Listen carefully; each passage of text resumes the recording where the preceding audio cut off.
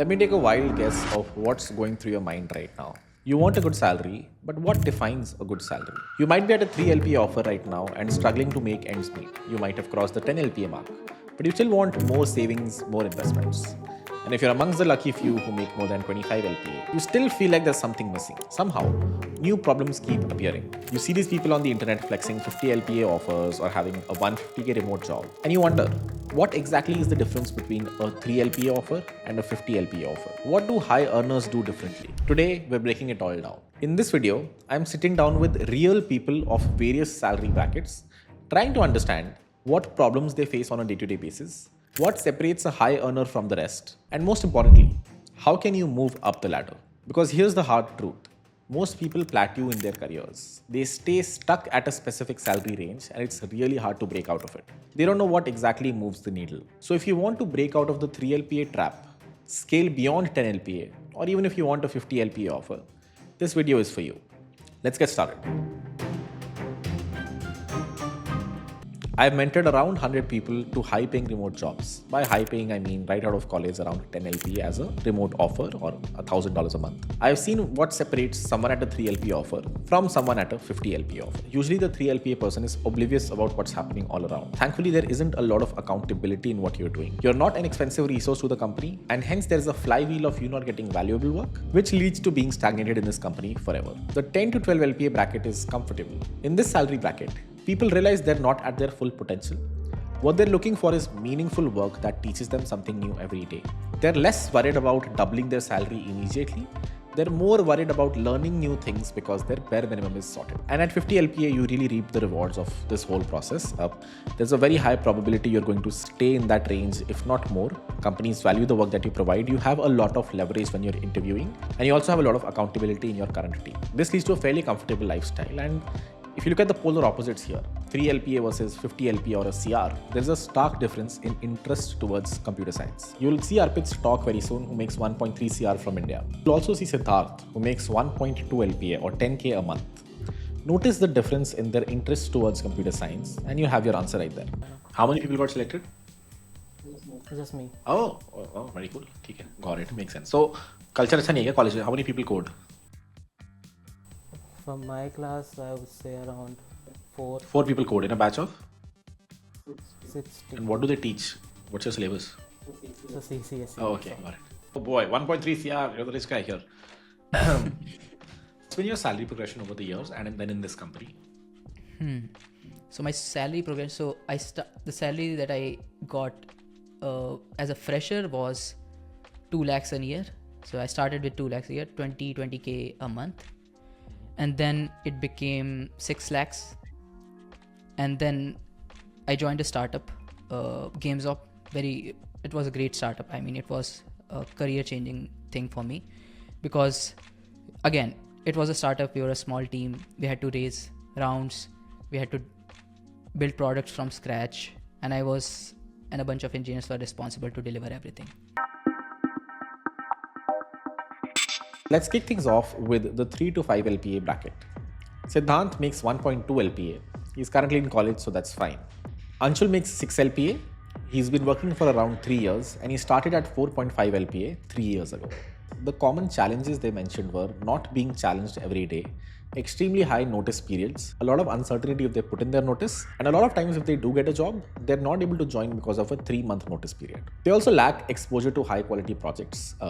In the end, a consultant is going to make you 8 hours a day and barely will you get time for yourself. Every job leads to complacency, but I think the complacency should be deferred until you have at least 10 to 20 LPA offer. If you're currently stuck in a consult making 5 LPA, even though they are working you to the bone for 8 hours a day, it's a good idea to take out time. You need this more than anyone else to build a lot of projects and high quality projects.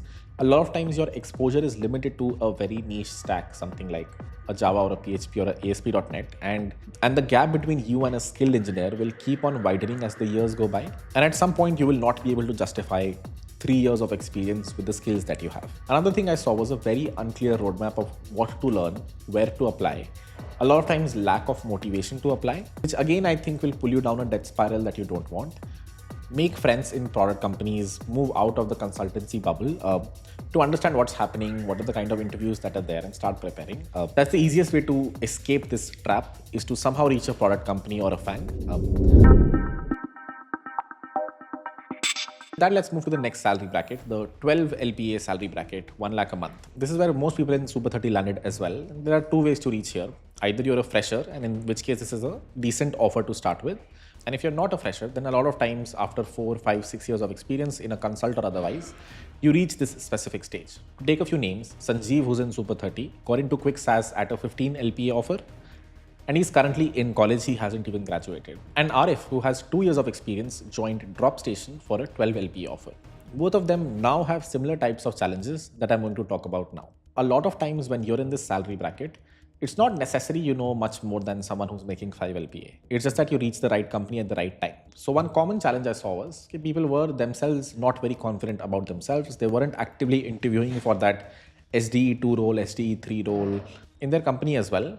They were doing a bunch of mundane tasks that was making them a little cribby. This is the level at which complacency hits, because you're making mildly more than average. None of your non-tech friends are making this much, and you have a very cushy job. So beyond this, luck will not favor you too much. If you want to break out of the salary bracket, you need to get your fundamentals right. One solid thing you can do over here is take a lot of accountability. Now you're being paid a fairly handsome salary to code. That is something people yearn for. For the longest time, I underpaid myself / took very low paying projects because I wanted to learn a new technology. You now have the opportunity to have a mildly cushy lifestyle, yet code on a day-to-day basis for 8 to 10 hours. Use that effectively, provide a lot of value to your company. One of two things will happen from there. Either you will grow up the ranks of your company very quickly. That happened with 𝗟𝗶ৃh, who started at 2 LPA. Then moved over to 26 LPA in an India-based company. Sure, he makes 1 CR right now, but his 2 LPA to 26 LPA transition happened in an India-based company because he was providing a lot of value. Boy, 1.3 CR, you're the rich guy here. The salary that I got as a fresher was 2 lakhs a year, and then it became 6 lakhs, and then I joined a startup. So in that startup, I started with 6 lakhs, and then I moved on to a package of 26 in a span of 3 years. But what steps are you taking to, increase your pay further from here? So for the past 1 year, I was not doing anything. I was just enjoying focusing on my work. As you can see behind that, I have a bunch of things that I've written that I need to do. So basically you can write a prompt and you can get an app out of the AI, right? But in order to do that, you need to have a very, very, very good understanding of the fundamentals. So I'm revisiting all the fundamentals, focusing on system designs. So a lot of times you don't need a fancy remote job. You don't need a FANG. You just need to make sure you're being accountable, growing up the ranks, leading teams eventually, and that will help you break out of this 10 to 12 LPA mark. Anything beyond this is usually either inflation helping you reach there or your skills and accountability. The first one is out of your control, but the second one isn't. If you are looking for that 50 LPA offer, it's just putting in the hours every day. And thankfully now you're getting paid for it. Of course, there's one thing I heard a lot of people say, which was, unfortunately, I'm constrained to a specific tech stack. I'm not able to spend time learning anything outside it. And this is one place, unfortunately, you have to put in efforts. If your company is not letting you grow, you have to find some peers, some code base that you can contribute to that's outside of your scope of work and learn through that, or just spend a lot of time on open source code bases. The minimum requirement / expectation I have at this scale is you do like to code. You can read through code bases. You're not just writing your own code, but reviewing code, looking at other people's code. So if that has happened, why not showcase your skills at a global level? Why not contribute to a library that a lot of people are using? That'll give you enough leverage. That'll give you, one, a lot of leverage. 2, maybe that company only hires you, but much more than that, you will understand where you stand. A lot of people are in this scale, 10 to 12 LPA scale, but who's better than the other? You can define that by showcasing your skills in open source. So one strong suggestion to everyone, not just in this salary bracket, would be to showcase your skills in open source. It'll humble you if you're not good, or it'll make you super proud if you are. Right, the last salary bracket, the cushy one. 25 LPA plus. We have fifth, who makes 1.3 CR a year. The common challenges here are, I'm earning well, but what next? Usually when you're making this much, you don't really need advice from someone on the internet. You know what you're doing. But the common traits I saw were some level of burnout, which is expected considering you're being valued as such an expensive resource. I didn't see a lot of challenges for people in this specific salary range. The challenges were very first world. For example, I'm making 1, how do I reach 2? Or there is this other friend of mine who's currently at 2. What am I missing? Why can't I reach there? And a very focused roadmap to reach there. Like everyone was preparing for interviews here, which is expected. Like a lot of people in this salary range are also preparing. You'd expect them to be complacent, but they're not. They're very happy with their work. Their company is very chill. Usually there's a lot of ownership and you're usually the one hiring other engineers and interviewing constantly. But other than their day-to-day work, I saw a lot of them focusing on system design because that's probably what's going to be asked in their next interview. They usually have a lot of leverage. Whenever you're joining a company at this specific salary bracket, the company has vetted you enough to make sure you're providing more value. And if you're providing value of 30, 40, 50 LPA or a CR, you're very ingrained into the system very quickly. In a year or two, any other engineer of the same skill set, if they join, they will not be able to provide as much value as you, even if they work there for 6 months. It'll take them a ramp up period of at least 6 months to reach your level of productivity. So at this point, the company really wants to retain you. That leads to pretty solid salary bumps. For example, 𝗟𝗶, when he started in this company, he started at 70 lakhs, but currently makes almost twice of that in a span of 3 years. You wouldn't expect such level of growth in a standard startup or a startup that hired you by mistake. And you weren't providing as much value to them. It is at this stage that the rich just keep on becoming richer. You reach the top of the pyramid where there isn't enough crowd, and hence the supply-demand arbitrage kicks in, and you keep renegotiating better and better, either with the same company or others. It's the cushy pyramid top that you want to reach. Does it involve luck? A little bit, but not too much. If you're good, if you have experience, if you've worked for a few years, and during these years you've provided value to a company, that has led to you having a lot of experiential learning, which is underrated. Experiential learning is much better than theoretical course, YouTube clone learning. Everything else will just be an outcome. It's usually a lot of fun talking to these people as well. And this isn't super experience related. You could have less experience. I know 19-year-olds who make similar amounts. It's more about a lot of CS intellect. Like they are 19-year-olds, but they've been coding for 4 or 5 years. So yes, the coding experience does matter. But the number of experience you've spent in the industry or how many years ago you graduated doesn't matter as much. Generally, if you are in this third category, if you're in the lower end of it, which means 25 LPA or 20 LPA, I would suggest starting to at least freelance. It's a whole different world out there, which you don't really see if you're in a very specific on-site job in a product company or otherwise.